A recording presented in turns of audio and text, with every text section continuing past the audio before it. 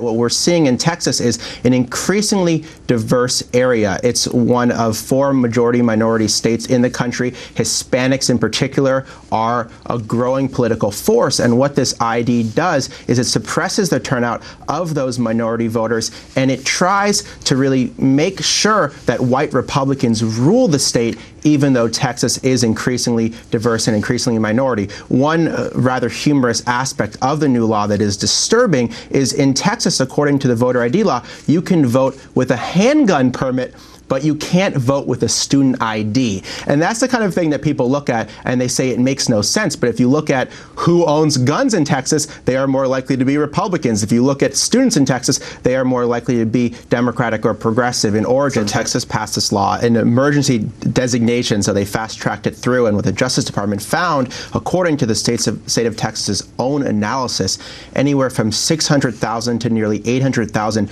registered voters didn't have the required ID, and those were disproportionately Hispanic. Moreover, getting that free ID would be very difficult. There's a cost to getting the ID. A supporting document, such as a birth certificate, costs $22. That's a poll tax. Not only that, but only 81 of the 254 counties in Texas have a DMV office, and those counties without a DMV office are in predominantly Hispanic areas. So it's not only that people don't have an ID who are already registered to vote, but obtaining that ID could be very difficult. And that's why the Justice Department found that Texas's new law violated Section 5 of the Voting Rights Act. These new voter ID laws come in the midst of a massive onslaught against all sorts of voting protection. So they have attacked same-day registration, early voting, Sunday voting, made it harder to actually run a voter registration drive. And yes, they've also passed these voter ID bills,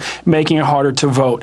Every single one of those quote-unquote reforms, these voter suppression laws and tactics, have the same effect of driving down the black vote. What they know is this. People who are too poor to own a car tend not to have a driver's license. What are you asking the UN Rights Council to do? What are your recommendations, Ben?